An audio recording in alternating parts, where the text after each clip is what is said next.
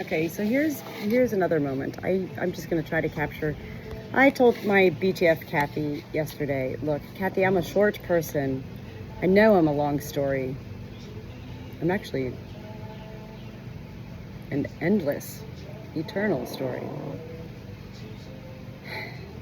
And yet, I continue to want to be a shorter version of my long stories so that people don't lose being captured in what we in life can't share with such moments of time.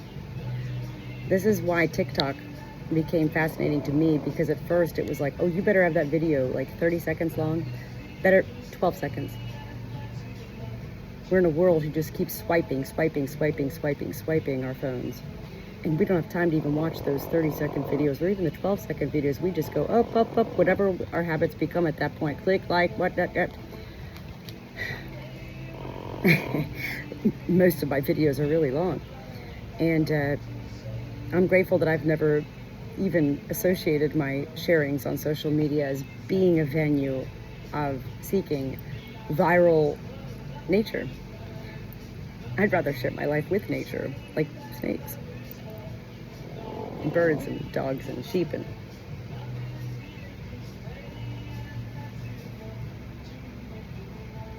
I don't even know where I was going with this. Where was I going? It's been a long day. I dug the grave for my battery hen days ago. Honky tonk. And it's not that I thought she was dying days ago, and yet I knew she was dying. And yet what I continue as the Good Shepherd here on a farm to learn, and it's not that I have a lot of death going on here, I don't. It's really quite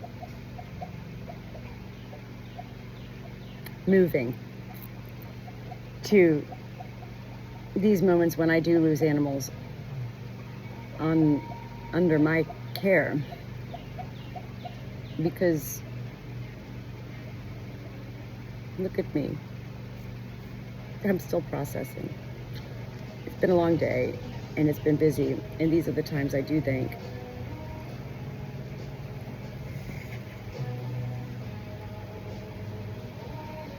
God for keeping me so occupied, not distracted, not going within and feeling numb. Keeps me occupied. Life is going on, Natalie. You got him. What are these roosters doing? These roosters. People out in the world. Okay, let me stop. Hold on. People. Well, first of all, I don't care about people, and yet I do. I care about all people, even people I don't know. I care about the world. I don't need to know the world to care about life. I talk to angels. They're not exactly in this world, and yet they absolutely are as well.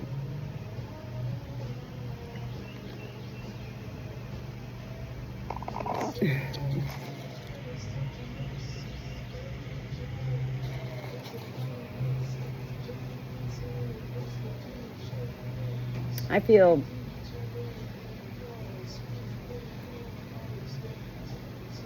peace.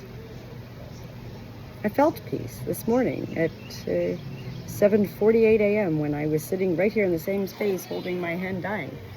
Honky tonk. I felt that peace. I sat down and it was like I suddenly knew, like, here you go. Yes, I'd been waiting for weeks, knowing, and that was a part of her journey that heaven actually gifted me with being a part of in her life, in her dying days. And it was really not magical. I'm not here to like it was beautiful. And this is part of my life, as the Good Shepherd is redefining the very simple words of life that are of emotion that we learn in life. And so very often in life, we think we feel something because that's all we've been told our whole life. That's what you feel. You're happy, you're sad, you're mad, you're angry, you're depressed, you're, this or that. And yet, it's almost unthinkable. It was for me. Until one day I woke up. Until one day when God said, buckle up, enjoy the ride. You're about to be not blasphemized, and yet you will be. You're also about to be blasted off into beyond this universe of life, Natalie, and you are about to embark upon a most awesome journey. We rely on you as heaven, Natalie, to share with life in ways that you are going to be blasphemized and ridiculed and shamed and judged and talked about behind your back and even threatened at times. And well, buckle up. Enjoy the ride. And that's what I continue to do. And what I continue to learn for my own self and my own life is that how do you say this? It's an oxymoron, because I don't believe in odds or statistics, so to speak. And yet odds and statistics are what are there to help us further think, and yet I remember when I went to the horse races, and I'd bet on the horse that was not supposed to win at all, and they won. It was like, oh man, why did I only bet $1? I don't believe in odds. So I do believe in experience, and this is why living on a farm is beautiful, because it is a lot of animals. And so that does mean more moments of sickness, illness, injury, whatever else, life happenings for animals. And I believe heaven does call upon such persons in life to become good shepherds. And for me, Natalie, I understood when heaven didn't say to me in words through my ears, and yet it was a very special moment when I turned 51 years old. It takes half a century to become a good shepherd. I go, but I'm 51. Shouldn't that have been last year? Heaven was like, Natalie, it took you a year to realize that you'd already been there all your life as a good shepherd. We needed that extra year to share that with you.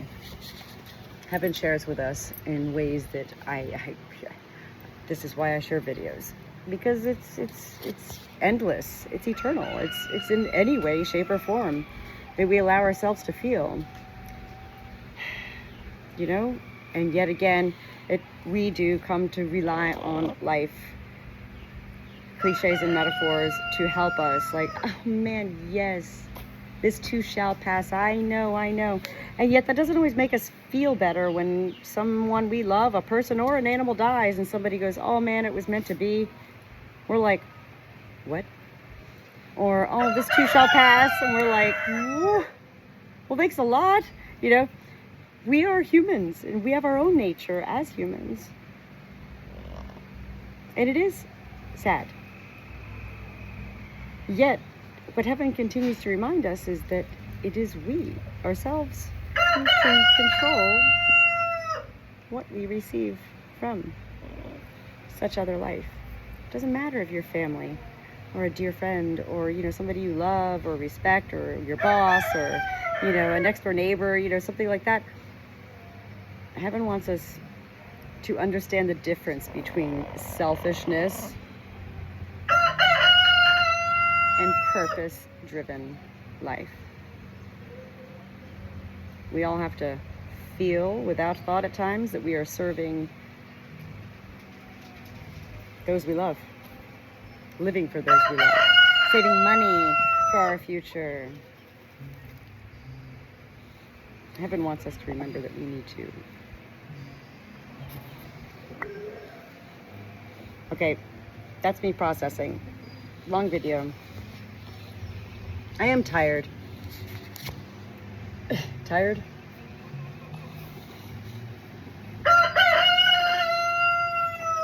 Life is exhausting, and yet it's not depressing. And there you go.